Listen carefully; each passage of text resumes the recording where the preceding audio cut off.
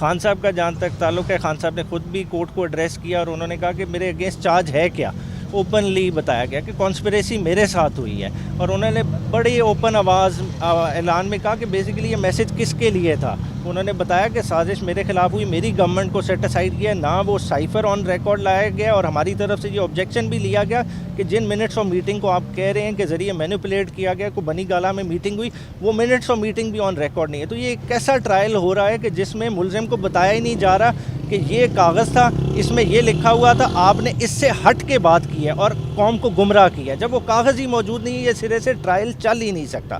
ساتھ ہی ساتھ کیونکہ کچھ پولیٹیکل ایکٹیویٹیز بھی ہو چکی تھیں کہ نواز شریف صاحب کی واپسی ہوئی، تو اس حوالے سے بھی خان صاحب سے کیونکہ جب اس پروسیڈنگ کے بعد بات ہوئی تو انہوں نے بڑا کلیئرلی کہا کہ دیکھیں 18 بلین روپے کے فلیٹ حسین نواز نے بیچے کس کو؟ ملک ریاض کو. اور یہ ٹرانزیکشن کس نے پکڑی؟ این سی اے نے پکڑی. سسپیشیس ٹرانزیکشن تھی، فنڈ فریز ہو گئے. تو ایسے بندے جو پاناما پیپرز کی بنیاد جہاں سے شروع ہو رہی ہے، اس ساری چیز کے سامنے آنے کے باوجود ایک کنوکٹڈ کرمنل کو آپ نے ریڈ کارپٹ ٹریٹمنٹ دیا.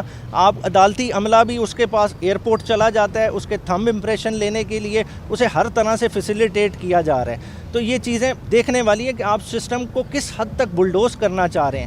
یہ سارا کا سارا لنڈن پلان کا حصہ ہے، اور کہہ رہے ہیں کہ لنڈن پلان کا مجھے آج سے نہیں پہلے سے علم تھا، اور اس بارے میں نے صدر عارف علوی کو بھی آگاہ کیا تھا کہ یہ لنڈن پلان ہے. اور یہ لنڈن پلان کیوں کیا گیا؟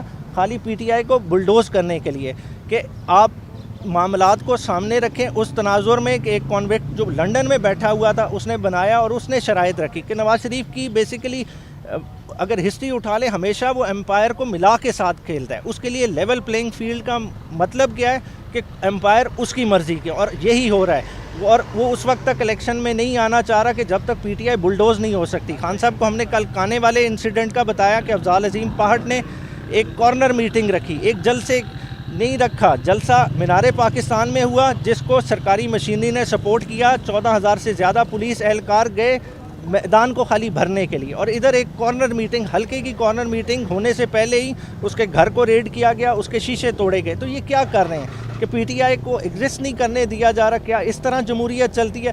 پھر انہوں نے حدیث کا حوالہ بھی دیا. انہوں نے کہا کہ حضرت عائشہ کے حوالے سے جو حضور پاک صلی اللہ علیہ وسلم نے کیا کہا کہ دیکھیں آپ کس طرح کا معاشرہ بنا رہے ہیں کہ طاقتور کے لیے نظام اور رکھنا چاہ رہے ہیں اور غریبوں کے لیے اور رکھنا چاہ رہے ہیں. کہتے اور جیل کے انمیٹس کا حوالہ دیا کہ پھر انہیں بھی چھوڑ دیں. اگر بڑے چور کو آپ نے چھوڑنا ہے، ایک ایک بیرک میں 10 بندے بیٹھے ہیں، کیا انسانیت ہے؟ وہ تو چھوٹے چھوٹے مجرم ہیں، پھر ان کو بھی چھوڑ دیں. چیئرمین پی ٹی آئی کو جو ہے سہولیات کے حوالے سے وہ جو سہولیات کے لیے پٹیشن بھی فائل آپ لوگ کر رہے ہیں سائیکل کے حوالے سے، وہ دی جا رہی ہیں کہ نہیں دی؟ بیسیکلی سائیکل کا تو جج صاحب نے دوبارہ آرڈر کیا. ایک تھا بچوں کی درخواست ان کی الاؤ ہو گئی تھی، کل ان کی اپنے بچوں سے ان کی بات ہو گئی تھی.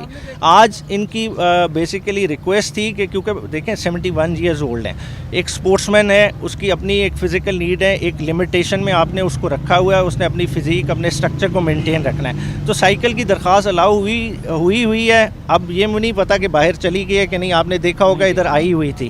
تو وہ جج صاحب نے دوبارہ انہیں کہہ دیا، ڈائریکٹ کر دیا ڈپٹی سپرنٹینڈنٹ اسد کو کہ یہ سائیکل کو الاؤ کریں.